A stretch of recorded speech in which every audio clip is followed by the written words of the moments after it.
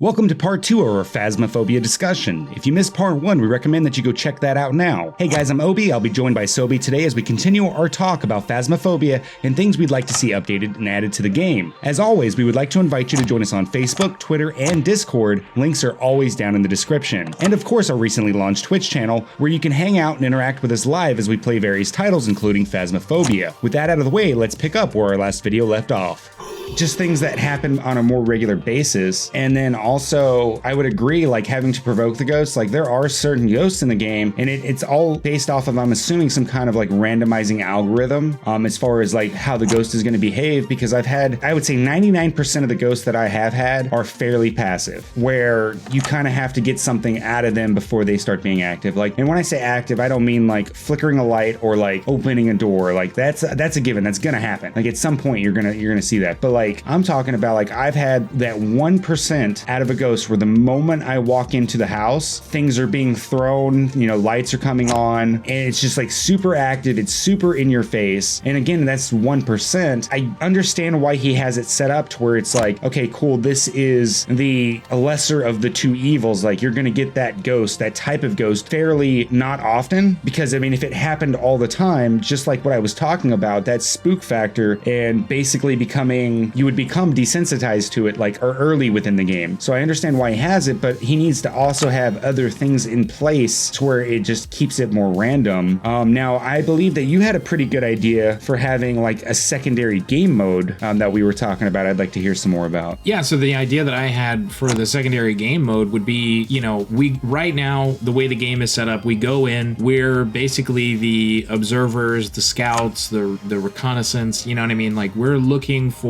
just trying to gather clues to see what kind of ghost we're dealing with, and then we hand that information off to a completely different team. You know, they're called the extraction team. And I think it would be really cool if we were able to not only go in and do all that kind of reconnaissance and find out the information of like what kind of ghost it is, but to also have another game mode where we can go in and maybe try to extract that ghost or whatever it is, you know, like whatever the kind of ghost it is, you know, be able to extract that. And I'm not sure if that's something that he's thought about. I'm not sure if that's something that anybody else has really thought about or something, but I think that would be really good. I think that would be a very good way to kind of keep the game going. I mean, you're adding a completely different mode that, you know, people have played the heck out of the regular, like, you know, I don't want to say regular mode because there is no other mode right now, but they've played the heck out of the regular mode right now. How cool would it be to be able to go in and say, cool, hey, we're dealing with an Oni. This is how we can extract them, or just have different ways of being able to do that. So like, oh, okay, well, we have to lure this one to a certain place, or this one has to be hunting before we can capture it. You know, I mean, how cool would that be? I mean, that adds a completely different spin on the game itself. Right. I mean, and just kind of going off of that too, like, so you would have to think, okay, cool, we've already had an investigation team come in and anger the spirits. The ghost is already like super mad at this point. So like you're going in with like already an angry spirit and then having to figure out like how to get rid of it, whether it be burning something or removing an object from the house, something that it could be attached to, or you know what I mean? Like I completely follow with what you're saying, and I think that is a fantastic idea. Something that I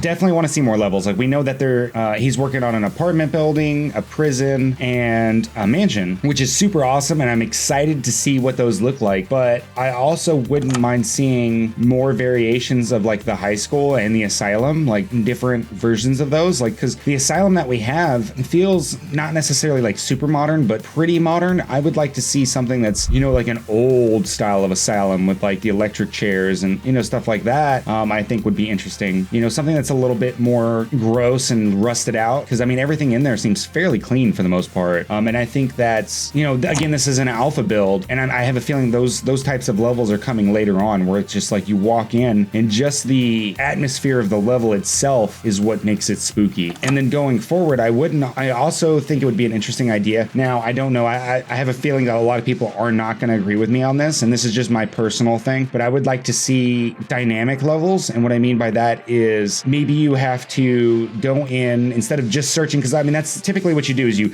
go in, grab your tools, you search for the ghost, and you locate its room, right? Well, what if you're searching for the ghost, but like there's an area like that's like a wing that's locked off, and and you have to go find a key. The key's gonna spawn in like one of like 6 different places. So like you have to go find this key to unlock this area. So by the time that this all happens, the ghost is already like ready to hunt. You know, I think that for me would be interesting, where it's like, cool, do we take the time in the beginning to go ahead and like split up, find the keys that we need? Because we know we typically, like after playing for a while, we're gonna know like where these keys are located. But it's like, do we take the time to go and find these keys right off, or do we try to find the ghost and hope to God it's not in that back area? That actually kind of feeds into an idea that I had just a little bit ago whenever we were talking about what if during the hunt, right? Now this would, maybe people won't agree with this one, but I think it would be kind of nifty. What if during the hunt, if you had one of those certain keys, you could get out of the building even while the ghost was hunting? Maybe. Yeah, and that's what I was gonna say. I don't think anybody's gonna agree or necessarily like super disagree, but I mean, how cool would that be? Or if you were able to, I don't know, just like find an area that was, I don't want to say immune to being hunted or whatever, but like if you had the ability to like maybe like some kind of tool to where you could make a safety net, but it takes time to do it. So it's, again, it's that question of, do I take the time to make this safety net and then in the process anger the spirit, or do I just try to go in, keep the ghost as calm and passive as possible, but try to get my info? Yeah, get my info, but also still in trying to get my info take too long and still anger the spirit or the ghost and have it still hunt me. So it's like you've got like this, I don't know which like route to go. Like, you know, like I don't know how many times I'm like, cool, I'm not gonna bring a crucifix in, because like, especially if I'm playing solo, even though it's a smart idea, but it's more time. It's like, it's less sanity that I'm gonna have by bringing that crucifix in when I could be bringing something else in to gather information. Yeah, for sure. And I think that's good, because I typically, whenever I'm playing, the crucifix is going to be in my second wave of whatever I'm bringing in. So typically I'll bring in, you know, first bit is a, you know, kind of like trying to find it. Second one's going to be, you know, here's something that I can put in the room. So you have your sweep, your stationary, and then my flashlight. The flashlight's like always given, unless I'm doing like a no flashlight run, which sucks, by the way. Yeah, which you can see us do that whenever you tune into our Twitch. Yeah, you can definitely see us do that on Twitch. Let's push forward. Let's talk about ghost variety. Ghost variety is definitely one at this point that I would like to see